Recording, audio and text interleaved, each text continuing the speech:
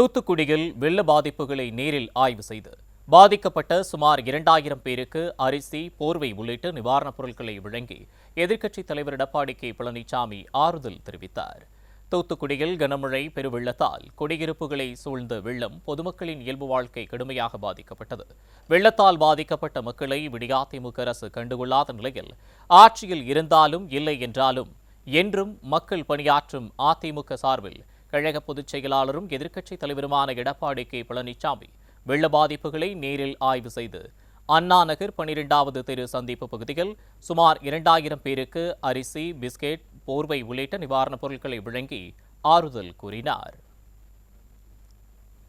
ஆய்வின் போது முன்னாள் அமைச்சர்கள் Kadambur Raju, S P. Shanmuganathan, R P. Udhayakumar, Rajendra Balaji, C. Vijayabaskar, Rajalakshmi, முன்னாள் எம்எல்ஏக்கள் உட்பட கழக நிர்வாகிகள் உடனிருந்தனர்.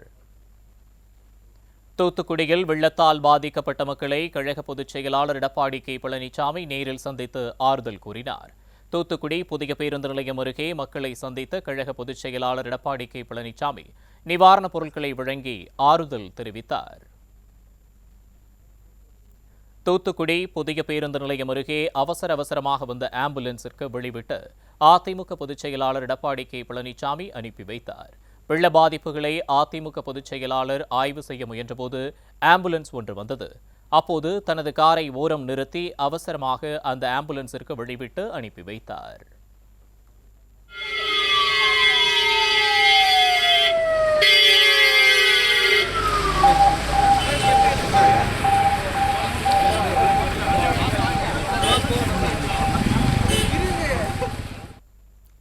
நெல்லையில் வெள்ளத்தால் பாதிக்கப்பட்ட மக்களை சந்தித்த எதிர்க்கட்சித் தலைவர் எடப்பாடி கே பழனிசாமி அவர்களின் கைகளை பற்றி கவலைப்படாதீர்கள் என்று நாங்கள் இருக்கிறோம் என்றும் ஆறுதல் தெரிவித்தார்.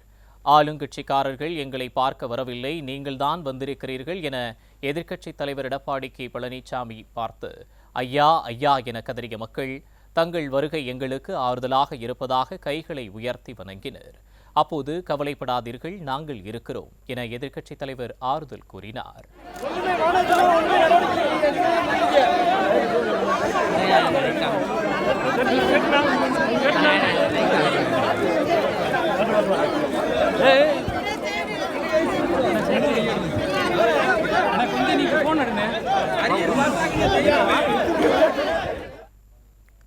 நெல்லை மாவட்டம் தச்சநல்லூர் உலக அம்மன் கோவில் திரு செல்வி நகர், சிந்துபுந்துரை உள்ளிட்ட பகுதிகளில் வெள்ளத்தால் பாதிக்கப்பட்ட மக்களுக்கு கழக பொதுச் செயலாளர் எடப்பாடி கே பழனிசாமி நிவாரணப் பொருட்களை வழங்கினார். வெள்ளத்தால் பாதிக்கப்பட்ட மக்கள் அனைவரும் மண்டபத்தில் தங்க வைக்கப்பட்டுள்ளனர். அவர்களை கழக பொதுச் செயலாளர் எடப்பாடி கே பழனிசாமி நேரில் சந்தித்து 1000 பேருக்கு பாய், போர்வை, சாரம், சேலை, துண்டு, பிஸ்கெட், அரிசி உள்ளிட்ட நிவாரணப் பொருட்களை வழங்கினார். நெல்லை மாவட்டம் உடையார்பட்டி ஆற்றுப்பாலத்தின் அருகே உள்ள பாதிக்கப்பட்ட பகுதிகளை அதிமுக பொதுச் செயலாளர் எடப்பாடி கே பழனிசாமி பார்வையிட்டார். அப்போது கழக நிர்வாகிகள் பலர் உடனிருந்தனர். நெல்லை கேடிசி நகரில் பள்ளியில் தங்க வைக்கப்பட்டுள்ள வெள்ளத்தால் பாதிக்கப்பட்ட மக்களை அதிமுக பொதுச் செயலாளர் எடப்பாடி கே பழனிசாமி நேரில் சந்தித்து ஆறுதல் கூறினார். இதனைத் தொடர்ந்து பாதிக்கப்பட்ட மக்களுக்கு நிவாரணப் பொருட்களையும் வழங்கினார். கன்னியாகுமரியில் வெள்ளத்தால் பாதிக்கப்பட்ட மக்கள் கோவளம் சர்ச் அருகே உள்ள சமுதாய நலக்கூடத்தில் தங்க வைக்கப்பட்டுள்ளனர். கோவளம் KSS காலனியில் புகுந்த வெள்ள நீருடன் கழிவுநீர் கலந்ததால் பாதிக்கப்பட்ட பகுதிகளை அதிமுக பொதுச் செயலாளர் எடப்பாடி கே பழனிசாமி பார்வையிட்டார். அதனைத் தொடர்ந்து சமுதாய நலக்கூடத்தில் தங்க வைக்கப்பட்டுள்ள 200 பேரை சந்தித்து நலம் விசாரித்து நிவாரணப் பொருட்களையும் வழங்கினார். கன்னியாகுமரி மாவட்டம் தோவாலையில் உள்ள திருமண மண்டபத்தில் மழை வெள்ளத்தால் பாதிக்கப்பட்ட 100 பேர் தங்க வைக்கப்பட்டுள்ளனர். அதிமுக பொதுச் செயலாளர் எடப்பாடி கே பழனிசாமி அவர்களை நேரில் சந்தித்து நிவாரணப் பொருட்களை வழங்கி ஆறுதல் கூறினார்.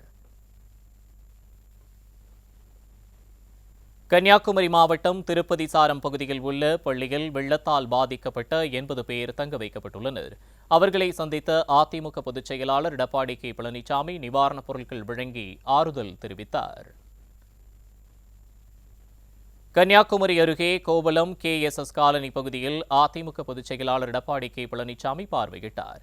KSS காலனி பகுதியில் மழைநீருடன் கழிவுநீர் கலந்துள்ளதால் மக்கள் அவதியடைந்து வருகின்றனர். இதனைத் தொடர்ந்து பாதிக்கப்பட்ட 100 பேருக்கும் மேற்பட்டோருக்கு நிவாரணப் பொருட்கள் வழங்கி மீனவர்களின் குறைகளை கேட்டறிந்த அதிமுக பொதுச் செயலாளர் எடப்பாடி கே பழனிசாமி கோரிக்கைகளை ஏற்று நடவடிக்கை எடுக்க விடியா அரசை வலியுறுத்துவதாக தெரிவித்தார். இதில் மாவட்ட கழக செயலாளரும் முன்னாள் அமைச்சருமான தளவாய் சுந்தரம் உடனிருந்தார்.